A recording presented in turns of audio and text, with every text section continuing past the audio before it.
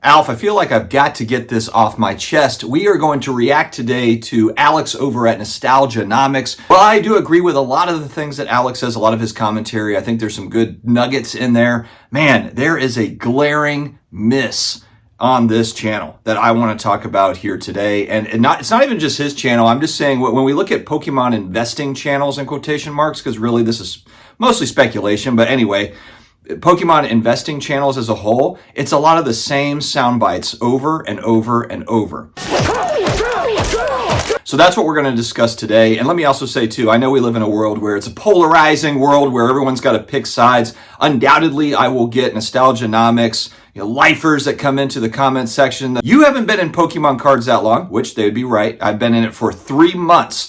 So I'm not sitting here pretending to be an expert, but I've been back in collectibles for the last 7 years or so. And I've been making sports card YouTube content for the last 5 years. So again, we live in a polarized world. Everyone feels like they need to pick sides. I look at this a little bit differently. We're talking about commentary around Pokemon buying, selling, buying into things to hold for the long-term, short-term. I really enjoy this conversation. I think that Alex and many others bring a lot of good points to the conversation. But when I see the conversation kind of going one way and one way only, then I feel like it's time to really speak up. But Alex does say in his last video, I think it was his last video, is he says, hey, I'm not here to get you into Pokemon investing, as he said, Pokemon card investing. I'm not here to get you interested in it. But if you are interested in it, then I'm helping you do it in the best way or in a better way, essentially is what he is saying.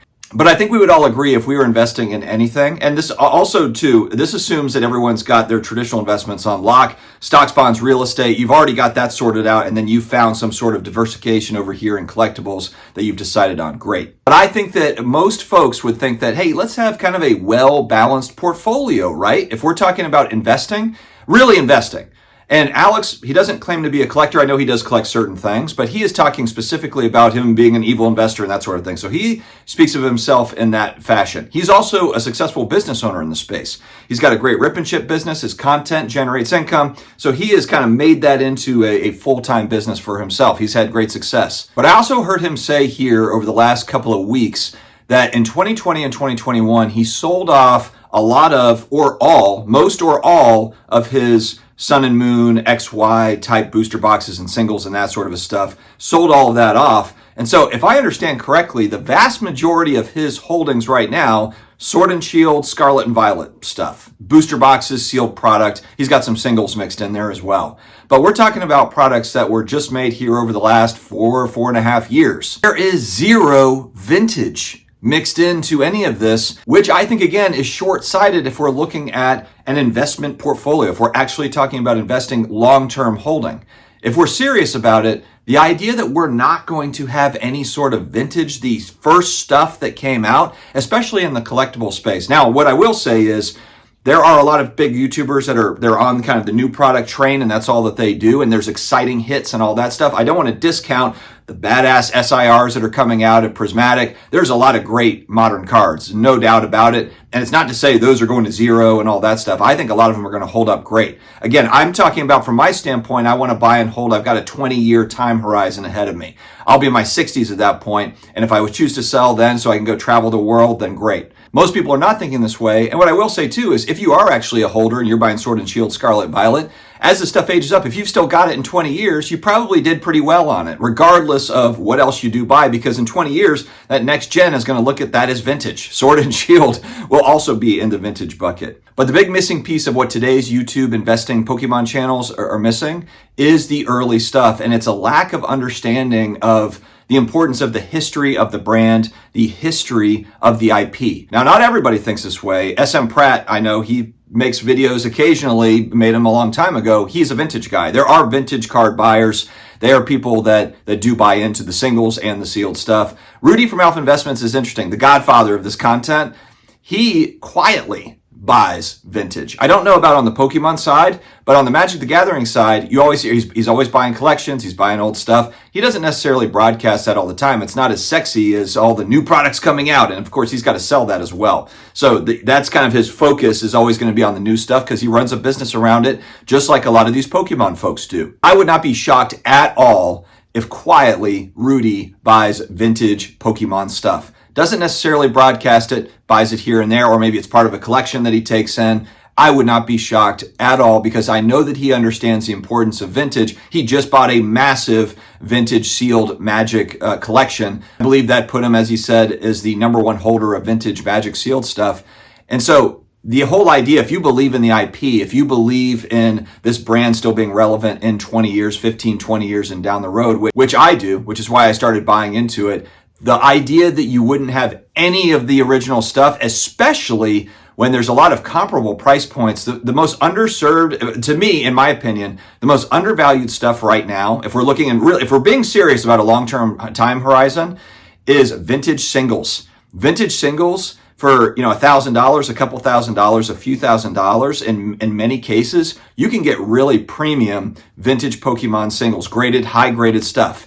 If you want to get PSA 10s of certain vintage, of course, maybe you're paying in the 5 figures for some of these bigger cards. And then, of course, you got, Charizard will get up into the 6 figures for some cards, not a lot, some. If I'm comparing over to the sports card side, this is bargain shopping, man. And I know people are going to say Pokemon World versus sports card, it's not the same thing. I understand they're two different markets, but there are certain fundamentals in collectibles. There's certain fundamentals in collectibles that hold true or have held true over time when it comes to this stuff. The pushback I've heard from Alex and some of the others is, hey, look, the new product has got great hits. It's got shiny SIRs. It's got better cards. If you're opening up a Fossil pack from 1999, sure, it's an original pack, but it's just drab cards. It's like blah. It's just plain cards, not interesting, doesn't have the alt art and all that sort of a thing. But the part that they're missing is they're missing the history. People buying into the history of the IP, buying into the history of the brand. 1952 Topps baseball sets don't have any shiny cards in them. They don't have any alt art cards. They don't have any special parallels. Pink out of 25. In sports cards, you've got, of course, all the numbered cards. You don't have one of ones. You don't have kabooms of Willie Mays 1952 Topps. But people still buy the cards. Why do they buy them? The legendary character in Willie Mays, similar to a Charizard, let's say, and it's the original stuff. It's going back early Willie Mays cards. You could throw Mickey Mantle in there as well. Of course, in baseball, and then, of course, you can go pre-war. If you really want to go back to the origins of card collecting and trading card collecting, you can go way back. You can go 100 years back for baseball cards.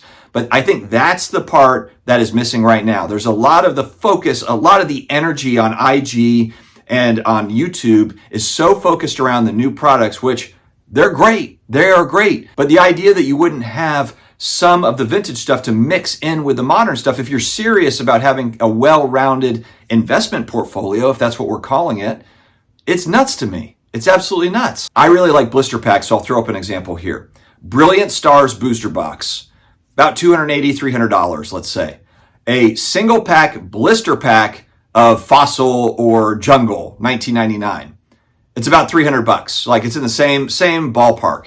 I'm sure that 90% of the Pokemon people today, maybe more, maybe 99%, would very much rather have the Brilliant Stars booster box over the single pack blister from 1999.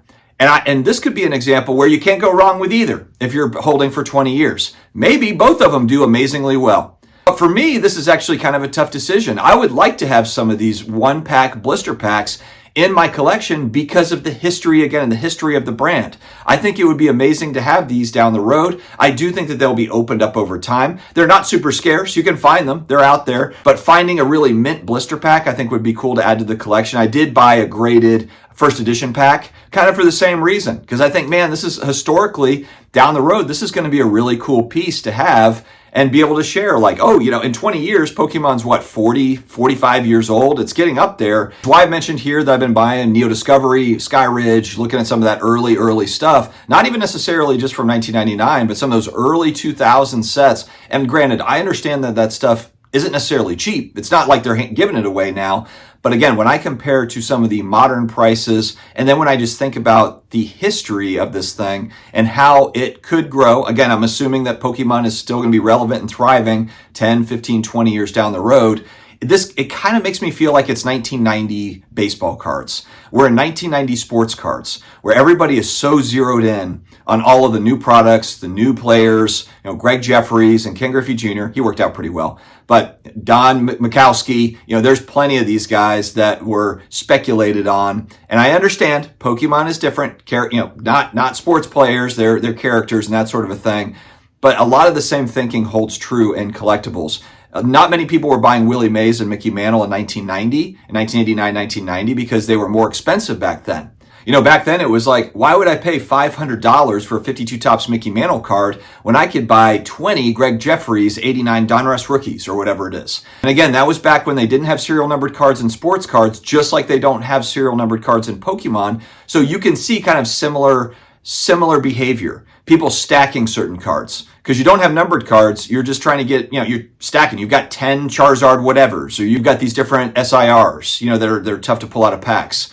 It just reminds me of that. And so I don't want to be the guy that was sitting here in 2024, 2025, that kind of already knew of what had happened in 1990 and then didn't buy into the Willie Mays, Mickey Mantle of Pokemon, which would be some of that very early Pokemon stuff. But guys, let me know your thoughts. Maybe I'm crazy. Maybe I'm the idiot that just should continue to buy all the new product that comes out and just hold, and I'm sure all of it will work out fine. Look, the truth is that both of these things can be true. I just think it's kind of nuts that we don't see more of a well-rounded approach when I'm listening to a lot of Pokemon investing YouTube and IG stuff. Again, why can't we have a little bit of all of it? All right, friends, let me know. Stay healthy, stay awesome. I'll talk to you again later.